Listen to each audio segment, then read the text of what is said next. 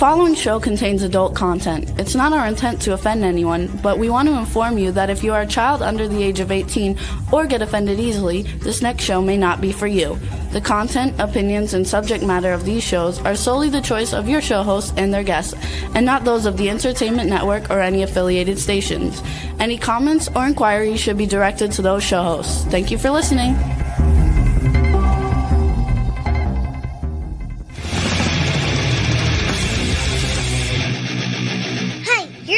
To the Adventure and Pipeman on W4CY Radio.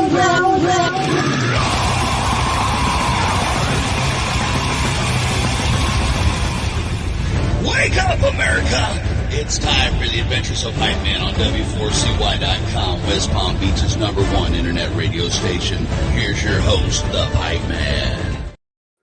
Yo, it's What the Fuck Wednesday here on the Adventures Pipeman, W4CY Radio, W4CY.com. And I got to tell you something. We're broadcasting live today from the Statue of Liberty in France. So let's bring on our pipe nuts and let's find out what they think about that. Well, Wait, then. Are you still in Louisiana or are you with me in France at the Statue of Liberty, Swamp Nut? I am everywhere you want me to be, Pipeman.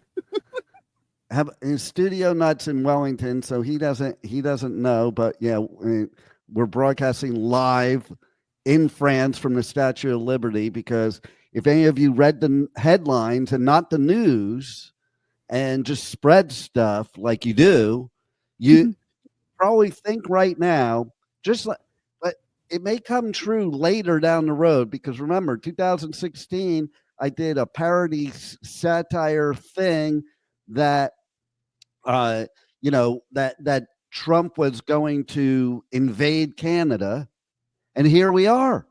So be careful. The screwed up crap that I say that can't possibly be true just might end up true. So if you heard the news, France wants back the Statue of Liberty. That is true.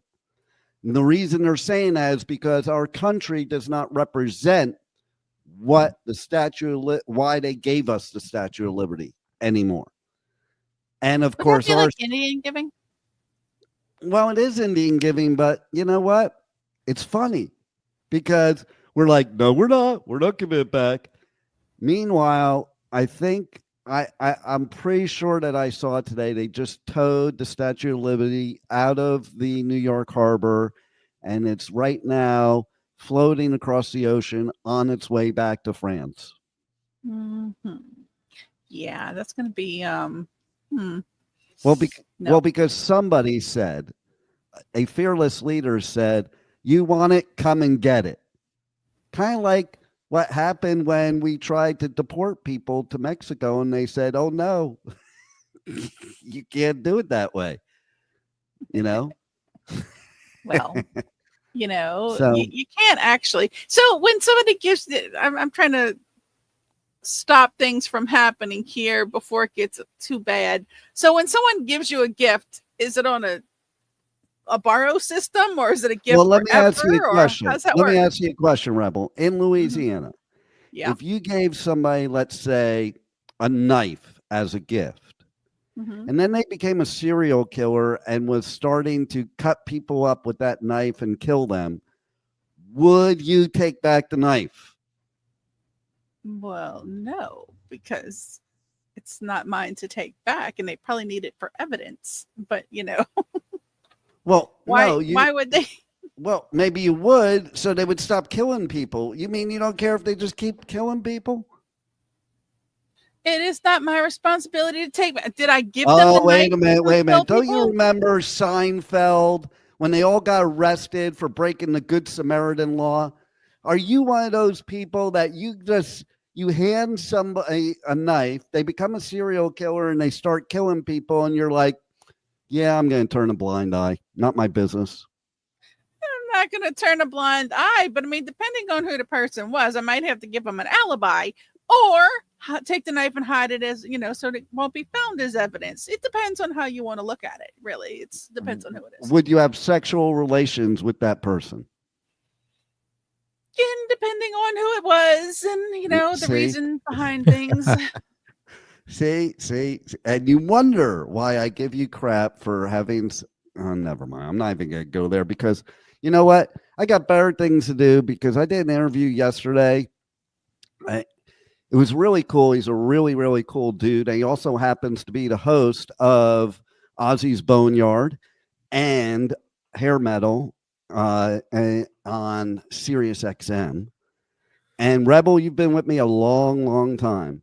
Has there ever been a time that you've known me to actually literally promote a show on another station ever on my show? No. And that's because he was just a cool dude who also has some new music, okay? Because he's also lead singer, guitarist, songwriter. He's with the Dictators, and he's also, basically just put out his own solo project, okay? And when's that coming out? Well, did you read the notes? Like, do your research, Rebel. I wanted you to tell because you got to You got to do the interview. You didn't invite us to go see him in person. So, if I send you notes for today's show, okay, you need to pay attention. Okay, so if you read the notes, you would know. Of course, when you've been out partying all night and your eyes are like that. Of course you can't see the notes, okay? But March 21st, it drops. Deco Entertainment. There's a brand new song out. It's a cover, but it's really cool. It brings me back to childhood. And we're going to listen. I can't tell too much because we're going to play the interview. So we'll just talk about it in the interview type of thing, But Superfly. The minute I saw in a press release come to me, because I get the press releases for all new music. I didn't even see his name. I just saw Superfly. I'm like, I'm in. But then I saw his name, and I'm a fan because I actually listened to his show on Sirius XM. So I'm here to say that right now. Keith Roth is a freaking superstar in this industry. And we're about to play the interview that we did yesterday. So first, we're going to talk a little bit about some spots on the Pipeman Radio Tour where we are going to give away tickets. And I'll tell you at the end of the show after the interview how you can win tickets to both Aftershock and Louder Than Life. They're two separate contests, two separate festivals with the most badass lineups ever, including fucking Slayer. Okay? That's at Louder Than Life, though, not Aftershock. That was last year. All right. You know what? Juan, just shut me up and roll the commercials. Commercials or interview? Well, the commercials, then the interview, like in the notes I sent you. I thought you were better than Rebel. Well, you said after the video, play the commercials. Oh, maybe I did. You know what? Play them now. And yeah, you're right. We'll play the commercials after the interview. You're right. I'm wrong. Roll it. Darkest night with the moon shining bright. There's a set going strong, a lot of things going on. The man of the hour has an hour of great power. The dudes have envied him for so long. Ooh, Superfly, you're gonna make your fortune bad. This is the Pipeman here on the Adventures of Pipeman W4CY Radio. And I'm really excited about our next guest because I hate to mention this considering I own a radio station and I'm on my own radio station, but I listen to him all the time on Sirius XM because he's badass, but he's also a badass musician. And he brought me back to my childhood with this new single we have and so we're going to talk about it a little bit. So let's welcome to his show, Keith Roth. How are you? Pipe man, good to see you, man. Good to catch up with you again. I mean, absolutely. And thank you. I'm glad you like the single, man. It's funny because as somebody in all the stages of rock music, I've pretty much hit most of them. Being born in the '60s, I got the '60s, the '70s, the '80s, and all the way till now. And man, Superfly. I mean, that just, the minute I saw, I didn't even see your name first in the press release. I just saw that, and I'm like, now that's an interview I have to do. I'm glad you did it. I'm glad we did that song because, I started writing songs, which eventually turned into this album. And we were working with Bob Pantella from Monster Magnet, Atomic Bitch Wax. We always did a lot of recording out of his studios, Freak Shop Studios, which was like being on a galactic spaceship. But I always loved the song, and I had a lot of different people play on this. And I said I always wanted to cover Superfly. I love Curtis Mayfield. I love the film. I love that whole 70s genre. And we just started jamming on it. And Bob laying down that groove, and we kind of tracked it really quickly. And then when he started adding all the percussion in there, and then he's like, all right, man, you should really like go for it with the vocal. And then all of a sudden I'm listening to a rough mix. I'm like, this is on the fucking album. This nice. Because I love Curtis. He's been embedded in me. And, so I'm really happy the way the single came out. I mean, a lot of people are like, why are you going to release a cover song for your second single? Because it fits the theme of the album. And it's as you said, the 60s, the 70s, the 80s, the 90s. I love all kinds of music. And I've always, loved all kinds of music. So I think a lot of different influences are all over this record. I think that's a cool thing about growing through all these decades that really are like where rock evolved over the years, because we got a taste of like just about every bit of it, where I think sometimes people today may not have that taste. I've actually talked to people at festivals that don't even know who Led Zeppelin is, stuff like that, or the Beatles, Crazy. It just blows my mind, because it's funny. You take Ozzy as an example, since you're on Ozzy's Boneyard. Right. Ozzy is Ozzy because of the Beatles. No doubt. No doubt. If you talk to Ozzy about the Beatles, now he's interested. Now he'll talk, and he gets excited, and he gets this like, oh, did you hear this record? And he gets, talking about himself, he does it all day, every day. But when you mention the Beatles and you say something really interesting that inspires him, it's a whole different guy, and everything's making sense, So yeah, right, exactly. I mean, it's funny because my neighborhood is kind of like that 70s show, so like all the kids in my neighborhood, they're like 15, 16, their hair's, some of them are hair down to here, and they're walking the streets with boom boxes with their Led Zeppelin, Pink Floyd shirts, and I'm like, right on, man, this is great. Nice. They got to another generation, and especially with the Zeppelin film. But that's crazy. If you play music or you're going to a festival and you don't know how Led Zeppelin is, you should be escorted out of there. I know, right? It's wild to me. But then there's the other side, like you're mentioning. It's wild. I'll go to festivals. I'll see kids with like Misfit shirts on or a Pink Floyd shirt on. And I'm like, and they're not just wearing it to wear it because it looks cool. They actually know the music. And see, that's cool to me too, is like you go to a show now or a festival, like in the 80s, I would go to these shows and we were the same age as the bands, and there was nobody older than us there, Right. And now you see we're still younger. We're still the youngest people there. Right. And now you see these kids that are going to Metallica shows, and I'm thinking to myself, that's badass, because when I was their age, there was no way I was going to see a band that was in their 60s or 50s. That's true. And, we were talking earlier about, you seeing Metallica out in the Bay, and I saw them first time. And, I know you're a Jersey guy originally. So the first time I saw them was playing a roller skating rink in Old Bridge on Route 9 with Raven. And you saw them out in the Bay, and it was like, I mean, it's cool. And it was a DIY scene that was happening. And I have older brothers that got to see the Dolls at Mercer Art Center. And so I felt like this was like a cool little revolution, but my wildest imagination did I ever think that Metallica would become the next Led Zeppelin. And now you see all these kids and they go there with their parents, and it's like, it's all ages, and it's cool. Also with vinyl, we grew up in that vinyl era, right? Mm-hmm. I love the fact that vinyl has kind of saved the record industry. Sure, a lot of it is reissues, but the younger kids that I talk to or come out to shows, if they don't have it on vinyl, they don't own it. They have streaming services. I love it. To see if they're actually going to buy the record, which is kind of cool, because we used to trade cassette tapes, which is, really that different. You know, I can make you a tape of a record I just bought. You throw it in your car. You can listen to it on your stereo. It's a little bit longer to access it, but now I love the fact that vinyl, you know, is resurrected. And the beauty of when we were kids with vinyl, you'd sit there, you read the liner notes, you knew who every producer was, who mastered stuff, and so it's good that kind of infected another generation. A format that we thought was long dead is really the main thing that's keeping the industry alive. You know. Yeah.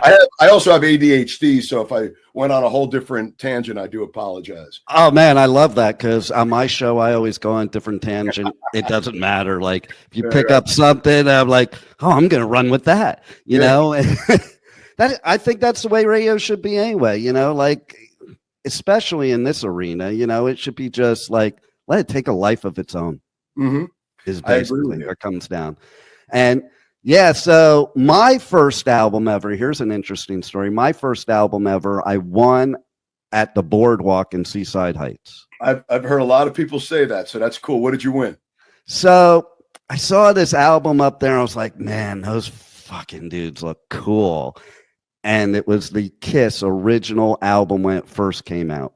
My buddy Sean Mars, he plays in a band, Mars.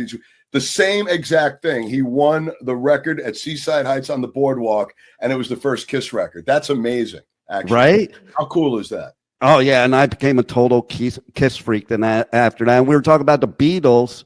First grade, this dude did an oral report on the Beatles.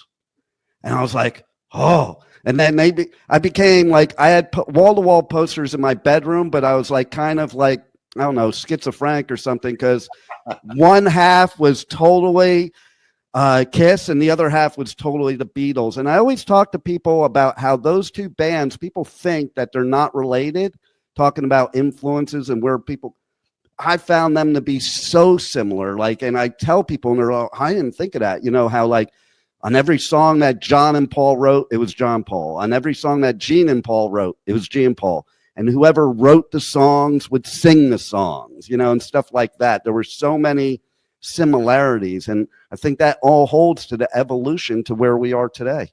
I agree. And the other thing about the Beatles and Kiss is that, you know, each guy, as you saying, sings songs, but also everybody knew all four members. As a Kiss fan, you knew all four. You knew Gene, Paul, Peter, and Ace, and you know, John, Paul, George, and Ringo. I mean, all four characters. You know, a lot of people with Led Zeppelin, they'll know Robert Plant or Jimmy Page. Some may not know John Paul Jones, and right. You know, but I mean, with those two, there was a lot of similarities, and of course, you know, the Kiss being huge Beatle freaks. I mean, you know, exactly there again, you know, and so it's kind of cool. And speaking of school, like years later, I had a history class and I only had one project. It was an oral report. I did on Ozzy. Black Sabbath, right? No, Ozzy. It was Ozzy when Blizzard of Oz came out. I had Blizzard of Oz on 8-track, by the way. And and there was a music teacher that took over the history class. So this class was like, he's like, all you got to do is do a report on anything you want, and that's your whole grade for the semester. So I did Ozzy, Satanism in his music. That sounds great. I'd like to see that. Yeah, I wonder if I even have that somewhere. And what about metal record too? I brought in Diary of a Madman with me. I have this shirt that is a Diary of a Madman shirt that I actually put on the back, because remember back in the day we used to put our own art on stuff, and I put in memory of Randy Rhoads. I did get to see Randy Rhoads right before he died, so that was iconic. I saw Ozzy and Randy. First time I saw them was at the Palladium. You remember the Palladium on 14th Street? Yeah. There was two shows. It was a 5:30 and a 9:30 show. We were young. So the plan was, all right, we'll go to the 5:30 show from Metro Park. We went, you know, Penn Station. We'll walk down to 14th Street. Show will be over by 8 o'clock. You know, our curfew was like 10. I mean, we were young kids. Right. And we saw, you know, Motorhead opening, and you know, reading about them and then seeing them visually, I was like, holy shit, Lemmy from Hawkwind, this band is insane. And then Ozzy with Randy, and we're like, fuck this. I don't care if I'm grounded forever.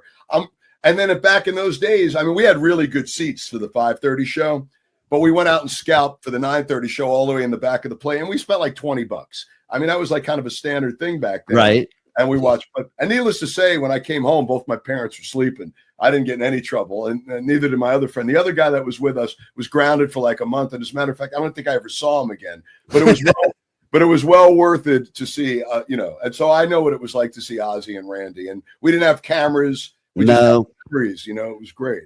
It's funny because I have a similar story. It was one of those things where they were playing, Ozzy was playing New Year's Eve in LA. I think it was at the Forum or something like that. And me and my bro, I said to my dad, yeah, I'm sleeping over so-and-so's house. And he said he was sleeping over my house. And then we went to the Ozzy show. Right. And we came back and we lived in Lake Lindero in Agoura in California. And there was like a hill down to the lake in my backyard. So we just waited down at the bottom, like for my parents and my dad to kind of wake up and like, we were going to come back home or something like shit like that. We were out in the morning or whatever. And my neighbor, this woman comes out. She sees us in all the Ozzy shit. And she goes, did you boys go to the Ozzy show last night? And we're like, yeah. She goes, stay right there. I need to introduce you to my husband. And we're like weirded out because my next door neighbor, we're going to get in trouble, man. Right. And then the husband comes out. Yeah, the husband comes out. He invites us up to the house, brings us in his studio, which was wall-to-wall cassette tapes. He was fucking Ozzy's promoter. Oh, really? Right next door to me. I never knew. And so he's like giving us swag and all this stuff. And I'm like, it was like the coolest experience ever. And then he hands me this cassette tape. And he said, this band is going to be in America in like 6 months. Nobody knows about them yet here. I'm giving you the demo tape, and they're going to be huge. And that was Accept, Fast as a Shark. Wow. Right? Yeah. And that was a heavy record too, man. I remember being pretty floored when I heard that album. And it's, that was really cool and unique at that point. It took them a while to catch on. And what's funny is, you being a Jersey guy, Mark from TT Quick has been singing with them for so many years. And I just saw them on not this Monsters of Rock, the last, and I, for the first time, ironically getting to see him with Mark. You would have thought I saw him sooner, but I didn't. And to me, they were even better than nice. But yeah, of course, man, that's pretty cool when you have a neighbor that could turn you on to bands months before the record comes out. Right, and I was like, I don't know. And you could always blame them now. Say that again. No, I'm saying, if you went to the Ozzy show, you're just like, oh, the neighbor gave me stuff. Our neighbors is, he works promotions for him.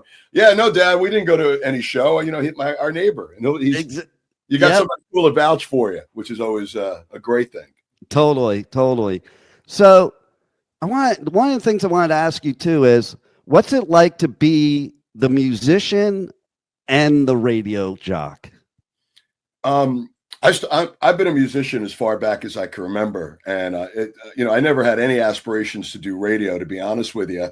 And a woman, Amy Christie, who used to run a rock magazine, in New York and New Jersey, she came out and did a story on a band I was playing with in the '90s, and then she moved, and then I was living in Long Branch, New Jersey at that point, and she moved down to that neck of the woods, and there was a radio station opening called The Rat. I remember The Rat. Still there. A lot of the same crew. And she said, would you be interested in doing a radio show with me? I've been talking to the general manager, and my first reaction was like, no, I don't want to like front and back sell like, hey, Memorial Day weekend, the big 9 with Van Halen or Korn coming up. No, she's like, no, we could play whatever we want as long as there's no obscenity, and we can, and between the people we know, we could bring bands down. And so we went into this meeting. I never expected to get it. My daughter was just born. I dropped her on the table at this big meeting. They want to meet with us. And for some reason, the great Dan Finn said, I have a feeling about you guys. And he took a chance, and we did that show. I ended the show back in July of 2024, but that was in like 98. And, throughout the years, we had the Ramones come down, Joey and those guys, and Johnny, Alice Cooper, John Paul Jones. I mean, the Kinks, because we knew a lot of people, and they loved doing the show because it's kind of like this, Yeah. we could talk for 40 minutes and then catch up on all the commercials. We had that time, and it resonated. So from doing that, and then I get a call when I want to do a punk rock show for Sirius Radio. And I had never heard of satellite radio. I thought it was like Wayne's World. Like, honestly, what the fuck is satellite radio? And they're like, oh, you could do a punk show and you could do a weekend on First Wave and Left to Center. And I have no idea what they're talking about.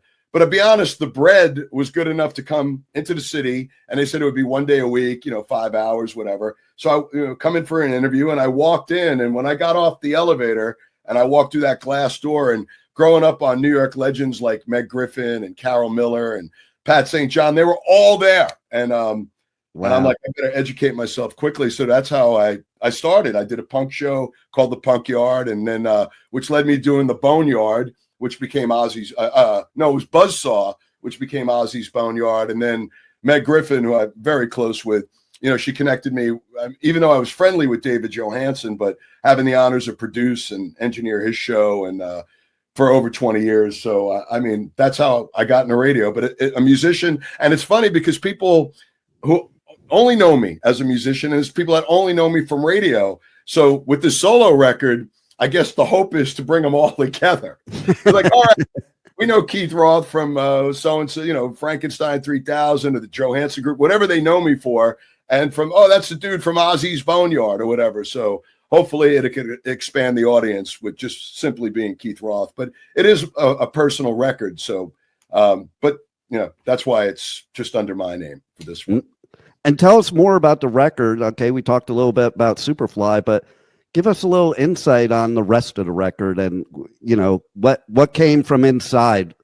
Well, I also play in a band called the Dictators that have been around since the 70s. And so it was a really, really great time, as an artist, because they had wanted to put together a Frankenstein 3000 compilation, which just came out, called Lost in Space Volume 1. So I was really digging through the vaults and tweaking stuff on that. And the Dictators were in the thick of making a new record. And I was really prolific in writing. But all these songs didn't make sense for the Dictators or Frankenstein. So I went to my buddy Mike Jaffe. I'm like, I got a group of songs. What do you think of these? And he's like, these are really cool. And he has a studio. And he's like, let's work them out. And then we went into Bob Pantella's and we started recording stuff.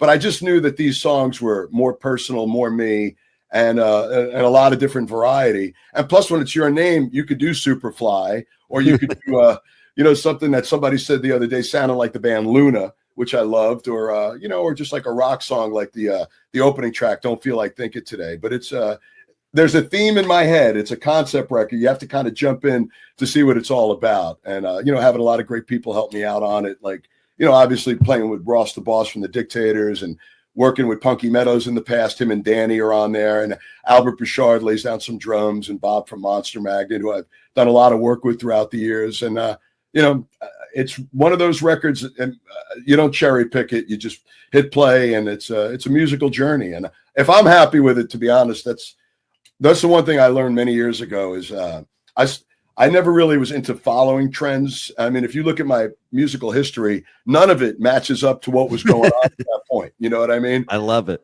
In the 90s, it was punk rock, and then a band I was in called Bad Biscuit. We were very punk rock, and for the time, and then a lot of it kind of sounded like what Green Day did a few years later. But after, I became really happier when I just wanted to do my own thing, and that kind of, and stopped listening to a lot of stuff.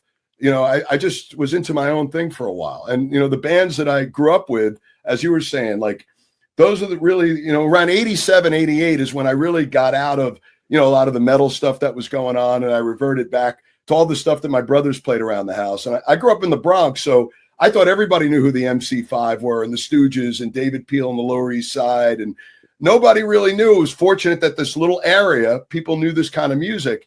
And then around 88, everything got so homogenized that I just reverted as a complete throwback. And, of course, along the way, you discover great bands like Red Cross or people that are doing stuff out of the box. But, that's, and being on, Ozzy's Boneyard, I mean, that's the stuff I grew up on. I mean, that was me and my buddies, keg parties in the woods, Black Sabbath, right. And Guns N' Roses. I love Guns N' and of course, David Johansen who turned out to be one of my greatest friends ever. And his passing still devastates me. But, all that 70s New York glam stuff and English glam stuff and punk rock, that's really what I listened to from 88 till now.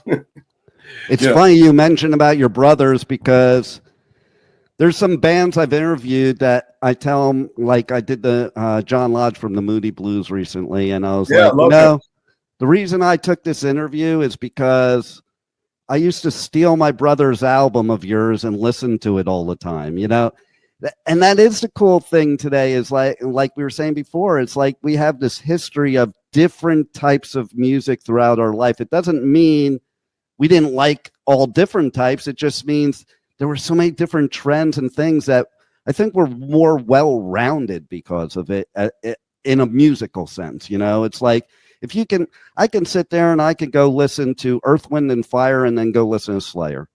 Exactly. I mean, and that's, the beauty of going record shopping. When I was a kid, I remember there was a record store in Co-op City in the Bronx. And, it was a big treat, my mom giving me $10 and, be able to go buy 2 records. I remember one time buying Diamonds Are Forever soundtrack with the Hughes Corporation. And I think it might have been Aerosmith Rocks, all on the same day or whatever. I've always been a James Bond collector, but I mean, and nobody judged anything. That was cool. Like Miles Davis said, man, cool. Good music is good music, no matter what kind of music it is. And I think for me, like to 1981 really kind of felt like a lot of great bands, a lot of great stuff that came out after, but a lot of the originality kind of ended there, because everything you hear after that, after the Beatles and the Stones and the Who and, the punk rock and, bands out of Detroit. I mean, sure, some of it's played faster, some of it's played electronic, some of it, and even rap music back then, the Sugar Hill Gang, that was all incorporated from 81 down. So, people, pushed it a little forward and, and did some great stuff with it. But to me, that was kind of like the last year of originality. I know people will love to argue with me about that, but that's how I feel. Hey, I see, that's what's cool about Jersey boy or Jersey girl, is like, you're going to know where you stand regardless, and I'd rather people speak their mind. Like, I think even if you're the artist that they're speaking about, like if I were the artist, I would listen to it and go, well, maybe I should evaluate some things. I think you learn more from your critics than the people that love you. That's true. As long as they're honest, right? Yeah. And they're not being dicks about it and just being honest. That's all. Yeah. And it's so funny you mentioned Sugar Hill Gang, because I remember being in 7th grade and my bro playing Rapper's Delight when it first came out. And I was like, wow, that is so cool. And who would have known we would be where we are today with that kind of music? Yeah, I mean, I got to throw Run DMC in the mix because they were very revolutionary, and they were past 81. I mean, of course, there's some things, Melly Mel and, Grandmaster Flash, and then, and the soul music of the 60s, I mean, I love it all. I mean, people would be shocked if they were around my house and see what I listen to, and, I mean, right now, I think it's probably XTC and some kind of 70s blaxploitation soundtrack, or Funkadelic or Parliament, or or Black Sabbath, you know what I mean? Right. I mean, that's the beauty, and that's why you do such a great show, because you get all that stuff. Well, I also look at what you're saying is it's the musicianship. I think there was a lot more musicianship, even with metal nowadays. Like some of these bands, I think to myself, man, metal was never an algebraic equation. It's like they use an algebraic equation to write the song. Mm-hmm. Whereas like songs just used to be written from the heart, and like it was a story, and then the musicianship was important, not a people formula. People really good back then, and the people we looked up to, you thrived to be good, like good. I never thought I was good until like 10 years ago. That's when I was like, yeah, I'm actually good now. It took a long time to get there, even though I was on the path. But I mean, because some of the, I mean, I play in clubs where guys like Zakk Wylde and, Dave DiPietro and, guys, these guys, incredible talents. And I mean, in Jersey, there's so many talented guys, and it took me a long time to feel like I was on the level with those guys, but it always kept the strive in us. But, and then again, my punk rock roots, it's like, I knew how to play I auditioned for the Ramones. Somebody just interviewed me about this. Wow. And I was one of a few people that got a second audition. There's a Ramones documentary coming out soon that they talked to me about it. But when I was able, how I learned how to play is the first Ramones record. If you switch the balance one way, it's just bass. All you can hear is bass, and you switch it the other way. And I was just content, being a punk rock kid and loving that. But the older I think, I still, and to this day and age, I practice more now than I did when I was a kid. And I it's like running, man. You got to run every day to keep, your chops up. That's where you're smart, because I played drums for 9 years. I played guitar and I sang thrash metal, and I sucked at all three. And there was one common ingredient. I didn't have that dedication to practice. Like, I remember reading about Randy Rhoads back then. He practiced like 8 hours a day. I'm like, I'm not fucking practicing 8 hours a day. You got to practice when it doesn't feel like practicing. You know what I mean? Especially, I was content being, a songwriter, writing punk tunes, and it was cool. But I'm like, not in the league of these guys. But then, you over time, it just naturally happens. And I remember playing with Punky Meadows. They're like a progressive, and that was a real challenging gig. But really, after doing that, and you work, you're as good as who the people you play with. I've noticed too, especially drummers. I mean, the band. If you have a great drummer, the band is great. If you have a shitty drummer, the band sucks. I mean, it's as good as the people you play with. So as a musician, you're going to be as good as whoever, what the band sounds like. And Punky was a great example of that, because those guys were all really great players and playing some really great, intricate stuff. So that I don't find it challenging. I find it fun. It's like, Yeah, see? But, I think through COVID was probably the most I played guitar in my whole life. And, being stuck in the house and not because I felt like I needed to practice. I just got into playing. I fell in love with playing guitar, which I never did. I used it as a tool to write songs, but I really got it. And also being in a band with Ross the Boss from the Dictators. I mean, he's an incredible motherfucking guitar player. He's one of the best out there. So nice. He keeps pushing me, and it's fun. I mean, at my ripe old age of 27, I feel. And I do love that you mentioned COVID, because I've said for a while now that if you're going to pick a positive to come out of COVID with, is that bands and artists had a chance to jump off the hamster wheel and actually go back to being creative and having the time to really, that I think some of the best music we're ever going to have might come out of that time because of it. I agree with you. I mean, the COVID thing was very odd for me, because I definitely suffered some PTSD during it, because every year we played the Lou Reed birthday party, March, Bowery Electric. We did it for a few years in a row, and we played a show on March 1st, and the great Hal Wilner was there, Lou Reed's producer, and SNL, and a couple weeks after the show, and also we had played Michael Alago's book signing, and we just started hearing about COVID. And then I got a call like a week or two after that gig that Hal Wilner had passed away. And I was like, oh, I'm really, and he said, he died of COVID. And, just seeing this guy a few weeks ago, and what a talent. And then all of a sudden the floodgates open, a lot of guys in New York City, Alan Merrill, Adam Schlesinger from Fountains of Wayne, a neighbor 4 doors down, a guy in great shape in his 40s. And all these people were dying. Like my friend, Tony Donato, like within a 4-day period, just hearing these. So I thought, like, all right, fasten your seatbelts, man. This is like 70s sci-fi and really like sad, like great, and what they were saying on the news about, if you're set in your late 60s and you have I wasn't seeing that. I mean, sure, some of them were, but the majority of them were that first strain was so freaking strong. And then I think it went from Seattle to New York, and it took down a lot of great people. And I know people today that are just getting over it, that had that first strain, people that. So I got it in January of 2020 from doing a red carpet at the Oscars.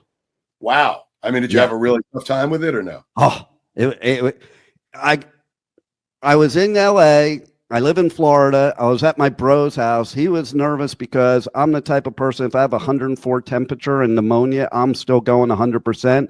I did not leave the room for like 3 days. I was dying. And then I came out. I was like, I finally feel like I'm a little alive. And then a day later, it went back to worse again. You know how that first strain was. And then when I got back to Florida, I was supposed to go to Costa Rica in a week to go surfing, and I was still feeling like crap, and I couldn't breathe, and so I finally went to a doctor, and on my record it literally says unidentified organism. They didn't even know what the hell it was. They had no idea. Yeah. No, it was, and so then I went to Costa Rica, came back, and 3 days later we were locked down. Yeah. It was. I was in the city the night that the lockdown kicked in. I mean, ironically, I was on the Lower East Side and playing a lot around that March frame, but, you know, starting to hear about Seattle and, you know, even my daughter, who's a nurse, I mean, and she's a runner. She runs. So she's like you in the sense that, you know, you have to be like completely like paralyzed to not do it. And she was like, you know, Dad, I can't breathe. And I got this fever. And this was like in February. And I took her to the doctor, and nobody knew what was wrong with her. And then they said, "Is your dad cool?" I'm like, "Yeah, he's cool." He's like, "You might be, maybe you're pregnant," right? Oh my God.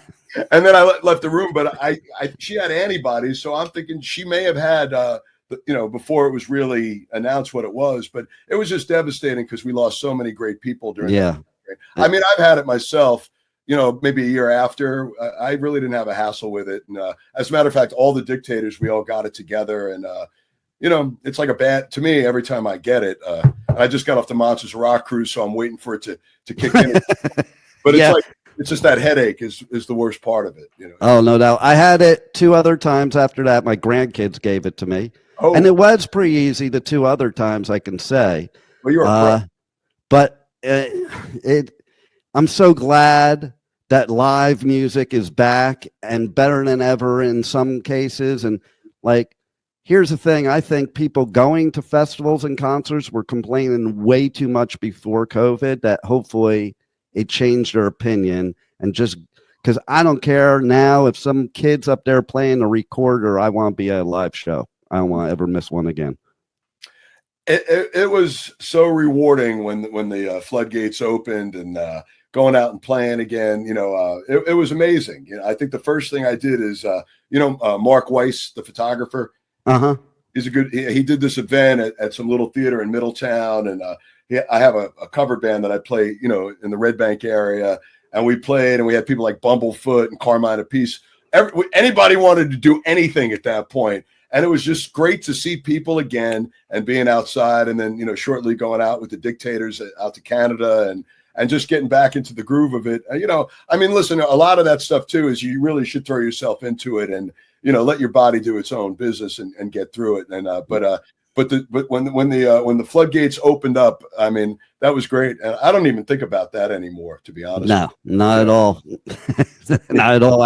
I love that we're just living life again, and, you know, great music, so much great music is out there because of it, including your new album dropping on March 21st, couple days, the Law of Diminished Returns through Deco Entertainment. I am so excited about this because for those people out there that maybe have not heard you as the musician, or you've never put anything solo out, they need to get this album because it is badass. Tell everybody how they can get it, how they can, you know, the types of packages that they can get, vinyl, whatever, your socials, everything they need to know. I'm kind of anti-social media, no, but I mean, in all serious, decoentertainment.com, you could get the vinyl. I think there's limited edition blue vinyl that really looks amazing. The CDs and streaming come out on Deco Entertainment, you know, Amazon. I just did a Talk Shop Live. I know they got some signed copies of the vinyl and the CD, talkshoplive.com, decoentertainment.com, Amazon, you know, streaming on all your favorite platforms, wherever you stream music. So check it out. Hopefully you like it. And, you know, thank you, man. Thank you for, you know, talking about the record. I really appreciate that, Pipe, man. Oh, absolutely. And the first single you put out in December, that speaks to me. I don't feel like thinking today. I think lately I've been feeling that a lot. You know, I wrote that song in 3 minutes. I did. Really? Yeah. I mean, it was one of those days where, you're in these text groups with friends and they're fighting about this and that and politics and all this stuff. And then you're going through the news and this and that, this one, and it was just, and then people, other drama, it has nothing to do with anything. And I literally just said, man, I just don't fucking feel like thinking today. And I'm like, that's a pretty good song title. And then I just grabbed the guitar, came up with the riff, and I was like, it just came out of me. And most of the verses that I scattered away became a lot of the end. But it's a very poppy, fun song. But there's some real honesty in those lyrics about, just what was going through my head for that timeline at that point. But yeah, I think there's another song that's only available on the CD, and I don't even think it's going to be streaming, but that's going to be a release, because now with the record dropping on Friday, it's just those two singles, but that one's going to come out after the fact, and I think we're going to do a video for that. But yeah, listen, at this point, I know every bell and whistle on the record, so I'm ready to do another one.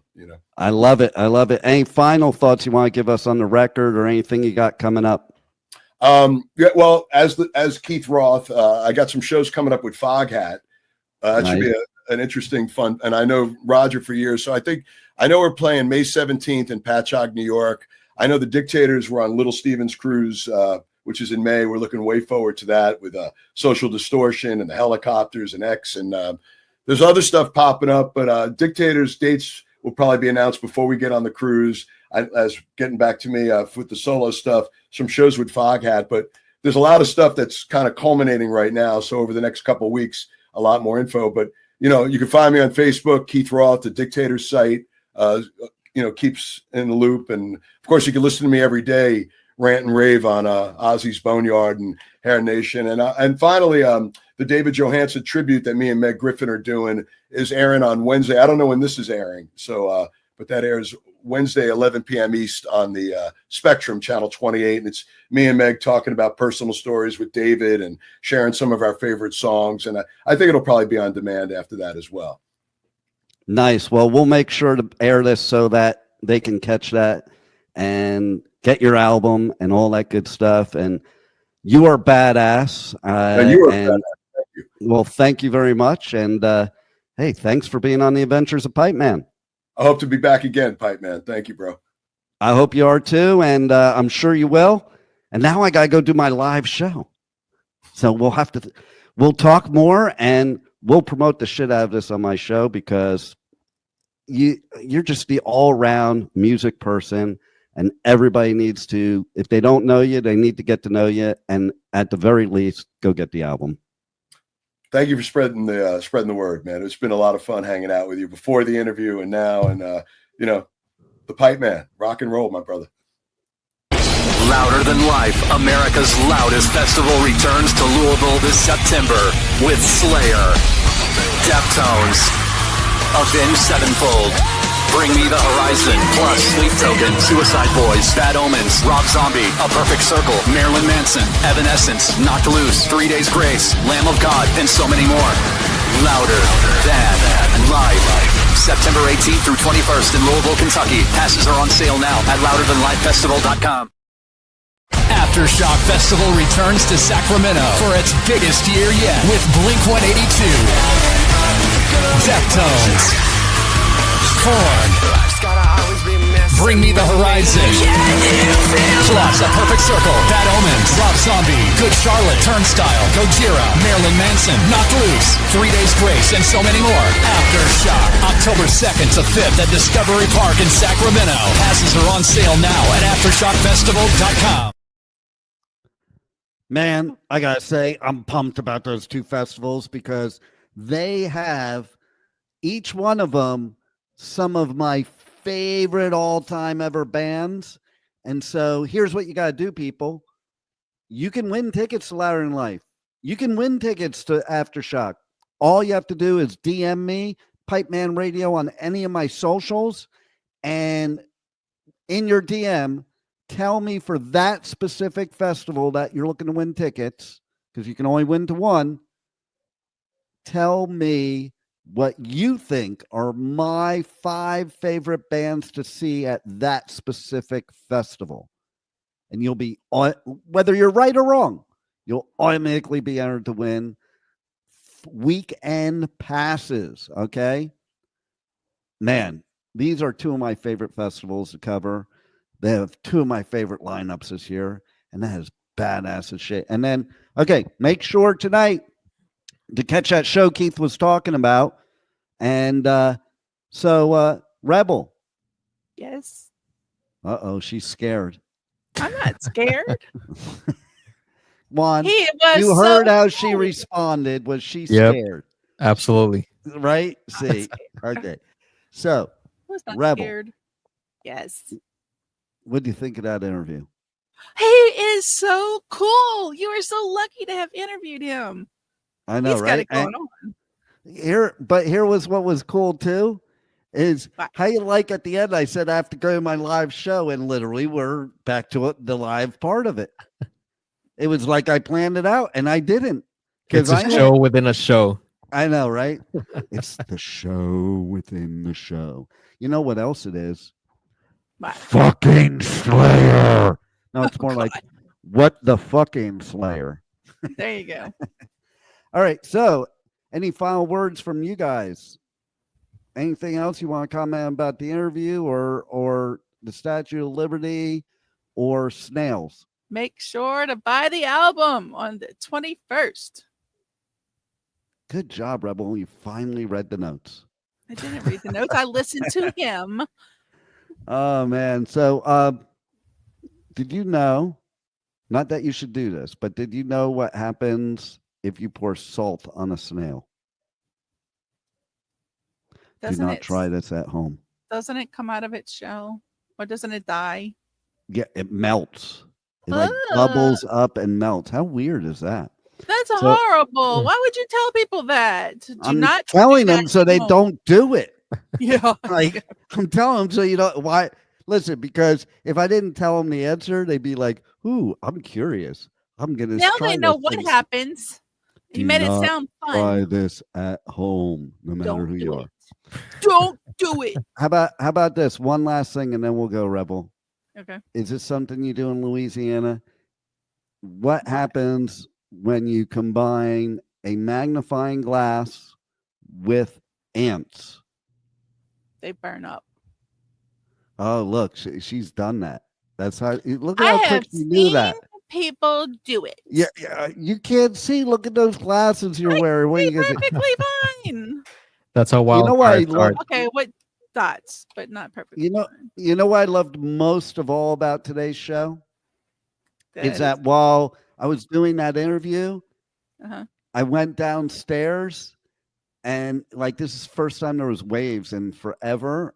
And so I during the interview, I'm back and I'm looking, I'm seeing people surfing down there. So I decided, oh, I got some time.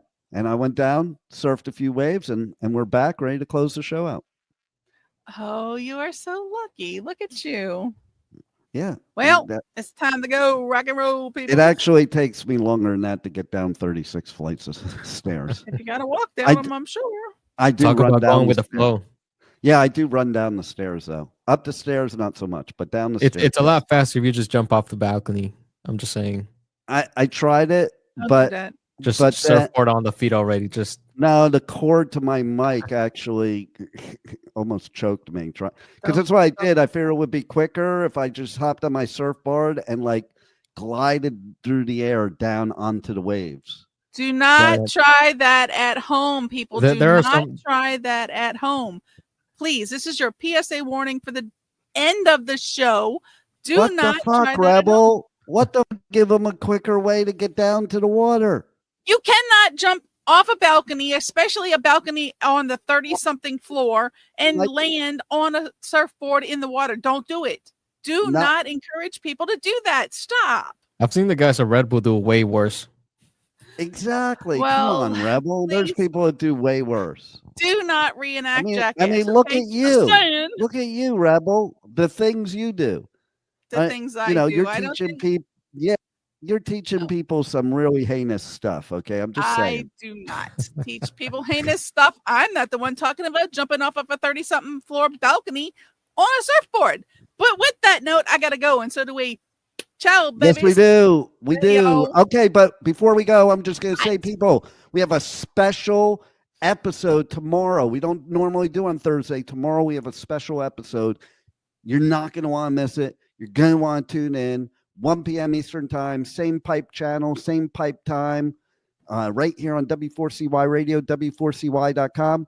Now, I'm going to go back to the surf. Roll it, Juan.